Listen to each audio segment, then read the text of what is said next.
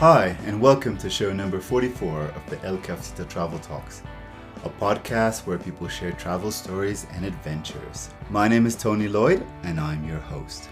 For today's show, we're going to be talking about hashing around the world, and if you don't know where that is, stay tuned. But before we start, I'd like to invite you to subscribe to any one of the podcast providers so you get all the shows as soon as they come in. Take a look at our Facebook page for the written stories. And if you're someone who likes to write or have an idea for a future show, please don't hesitate to contact me at elcafecitotraveltalks@gmail.com. Also, if anyone out there would like to donate, it could be as little as $1. Please take a look at the podcast notes to see how you could do so. All contributions will be gratefully appreciated. But for now, please get yourself a cup of tea or a coffee and enjoy today's show. My name is Ed Howell. My hash name is Hazukashii, and I'm a world traveler. So you just mentioned hash, but we're going to talk about it in a few minutes. But before we do, could you give us a little bit about your background and what were you doing before you became a world traveler? Well, I grew up in New York, out in the country. Most people don't realize that New York is a lot of hills and countries upstate, but from way out in the middle of nowhere.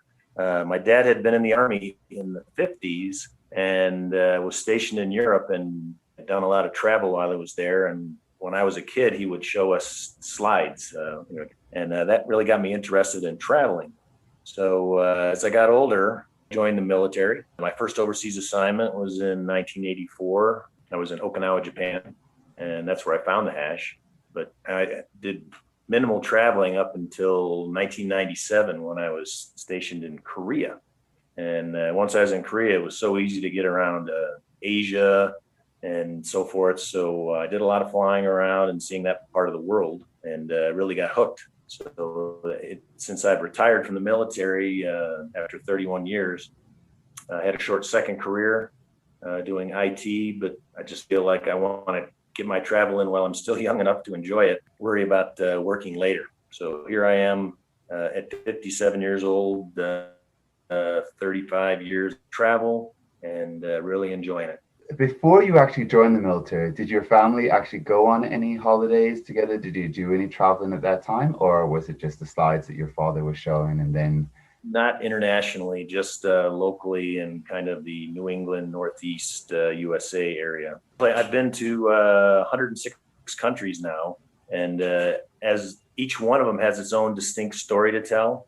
And I always appreciate the different cultures and the different foods and just the scenery, the way people live differently. It's always been very interesting to me. And as I got into retirement, I just wanted to see more of the world. And that's where the hashing comes in when we get to that. Well, let's start into hashes. What is a hash? Like, for people who are listening to us right now, I'm sure there are people who are like, okay, he's mentioned it 3 times.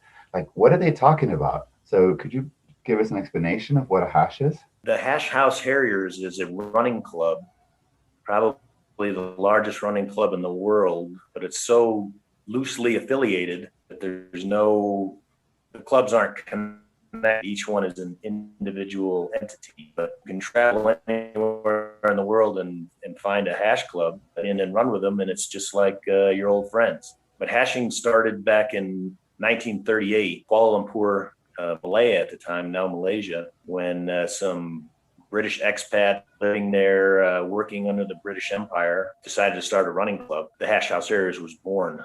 Now, there's nothing special about the Hash House Harriers in general. It was just another Harrier club back at that time, and Harrier clubs go back. Originally in the 1700s, kids would play a game called paper chase, or hare and hounds in the United Kingdom. And in the mid 18th century, around 1867, it became a adult sport when the Thames Rowing Club decided they needed something to do in the off season to stay fit.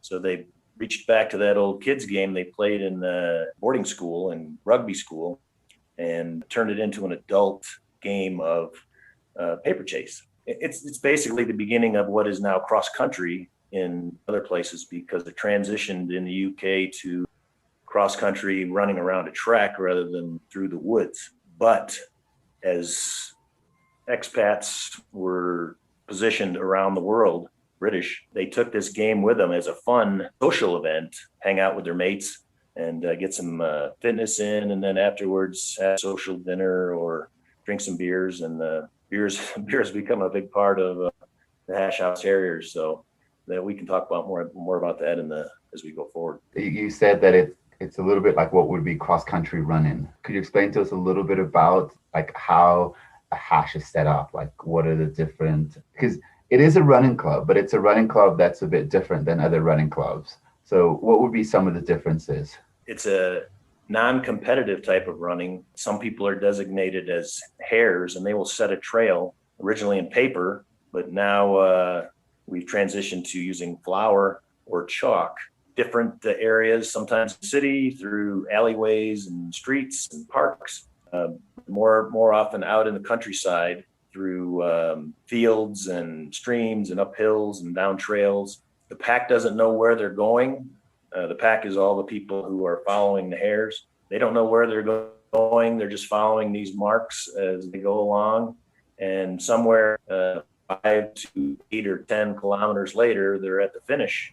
Having this trail, enjoying a good sweat, going up and down the end. There's normally some kind of snacks and copious amounts of local beverages, including beer, water, and sometimes something a little stronger.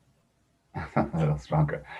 Just to summarize, we have a hare that goes out and they're setting a trail, and the trail has different types of markings on them. How do people know if they're going in the right direction? Do they have sometimes maybe, do they send them down the wrong path sometime? How's that part? Yes, you're correct. It'll start out, you'll follow arrows or plops or pieces of paper, and at some point you'll come to a circle, which is an intersection or a check, and trail can go in any direction from there. And it often does, but only one way is the true trail. There can be several false trails in multiple directions. They will be terminated at some point, and at that point you go back to the check and you look until you find a true trail. You'll hear people standing at the check saying, "Are you?" meaning, "Have you found the trail?" They'll either answer back no, or they'll say on, or true trail once someone has found it. And then everybody rallies again and follows off in that direction until the next check. And you go through a series of checks, anywhere from 3 to 25, depending on the length of the trail and the type of terrain that's being used. Continue to follow different marks to get to the finish. I think that was a really good explanation. Just so the audience know, I actually have myself ran more than 100 hashes. We can't see in camera right now, but as we're talking, I'm actually wearing my Hash House Harrier shirts. You have decided that when you retired that you are going to travel the world doing different hashes, and you've also set up a web page for this, right? Yes, it's gotothehash.net. It's a comprehensive website that lists contacts for all the hash clubs around the world.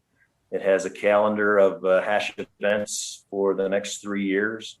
It has various historical links. I've written up an extensive history on the Hash House Harriers, not only on the original club, but as I travel around the world, I write articles on various cities and countries and different aspects of the Hash House Harriers, and that's all linked off my website. At this point, you are in Ecuador. You've done a hash here in Ecuador, but how many of the countries have you hashed in? Ecuador is actually my 94th country that I've hashed in. I'm on in retirement now. I'm on a quest to hash in at least 100, so I'm closing in on it. And as I work my way through South America now, I hope to get to 100 definitely this year. What's been some of the, maybe one of the most interesting hashes, and I know that they're all unique in their different ways, and it's hard to say that one is better than the other, but it's not about being better or not being better, but one of the most interesting ones that you've actually been on? I was in Paris about 8-9 years ago for their 800th run, and we were running the one of the trails, and we actually went through the Louvre Museum. The Harriers had organized, they had a contact through the Louvre, and we ran in the front door. We had a picture on the spiral staircase, and then we ran out the back door and continued on through the city. it's just crazy things like that that really make hashing a funny and interesting event. I also really enjoyed Bali, Indonesia. Some amazing trails there through the rice paddies and the jungles of Upper Ubud area. I'm just getting into South America, and as I look around the different clubs, I've counted 19 different hash clubs in about 7 or 8 different countries here in South America, and I'm looking forward to getting around to seeing as many as I can here. And the terrain looks very good here. I like the hills. I like the dirt trails that are all around. So I'm really looking forward to it. If somebody's looking to go traveling and maybe they're a little bit concerned about how am I going to meet people while I'm traveling, that the hash is definitely a connector for that. Yes, that's very true. I've been able to meet a lot of people just through like Facebook. They have a Facebook page. You type in that you're coming, and you start talking to them, and then you meet them at the run. Immediately you have a circle of friends that you can socialize with. I've moved around the world a few times and always plugged into the local hash clubs. It's made assimilating into the local community much easier. And as you just said, a circle of friends, and at the end of the hash there's always like a circle. So what happens at the circle when you get back at the end of the run? You finish the run, you can put on a dry shirt, kind of get a drink and relax for a few minutes. And then we call it circle up. Sometimes it's called religion, but it's just a fun way of recognizing the Harriers, first and foremost, for their efforts to putting the trail together, but also recognizing visitors and first timers. We call them virgins. Other recognitions, if someone has run 25 times with that club, or 50 times, or 100, then they will get special recognition as well. The funniest part is, though, if you do something dumb on trail, like fall down or anything that can be humorous, you'll get recognized and brought into the circle and given a down. Downs are what we call a recognition of various things that take place on trail. It's also the moment where people will get inaugurated into their hash handles, or they'll be renamed. So explain a little bit about that also. Like, what does that mean? Well, my hash name is Hazukashii, and that's Japanese for bashful. When I started running 37 years ago, I was kind of kept to myself and liked to run alone. So they gave me that name. But hash names go back to Jakarta, Indonesia, back in the 70s. They used to mail out the directions for the next week's run, but the mail wouldn't get delivered in a week's time. So instead of they ended up printing it and putting it in local stores and hotels where people could go and pick it up. Now, when they originally used their real names, and as other passerbyers picked this paper up and saw Joe's doing this or Joe's doing that, it may have caused some issues with their work or whatever. So they started giving them hash names to kind of obfuscate their presence, so that they could print the hash trash and put it out in public. So over the years, it's become quite a tradition. A lot of places, the standard is after your 6th run, you'll be named. Also, for people who are listening to me right now, you don't actually have to be a beer drinker. I myself personally do not drink alcohol. I know it sounds strange. And most of the hashes that I've been on, there's always family, groups of different types of friends. So it's a welcoming, social. Most of the people that are in the hashes are expats, and they're people who've lived abroad, understand what it means to be abroad and to be away from their family. So a lot of times hashes form this part of creating a group, a society, a social group, a place for people to fit in. So I'd like to encourage everyone, if you hear about a hash in your neighborhood, or if you're going to travel and you hear there's a hash going on, I think you should definitely check it out. I'd like you to mention again your website, so that people hear that again, so that they can go to your website. And you said that on the website they could see different places that the hashes are set up, right? Yes, gotothehash.net. Spell it out just like that, gotothehash.net.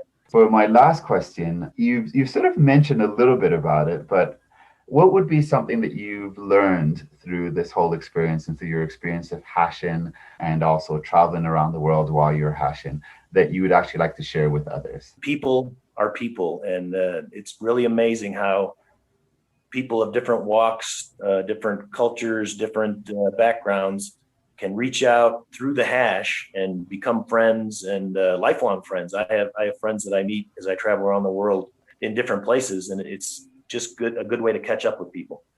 Okay. And that being said, on. Enjoy. Get into your 100 hash. We'll definitely be on the lookout for that on your website. Thank you very much. I really appreciate the time you spent with me today. Thank you for listening in. Hope you enjoyed the story for today. And if you're interested in hashing, please take a look at the podcast notes to see the link on how you could do so. You could also find information on how to contribute to this podcast. It can be as little as $1. Don't forget to subscribe on any one of the podcast providers so you get the updates as soon as they come in. If you have any questions or comments or ways in which I could improve the show, please send an email to elcafecitotraveltalks@gmail.com. And I look forward to seeing you one day here in the El Cafecito in Cuenca or in our sister location in Quito. Bye for now, and please stay safe.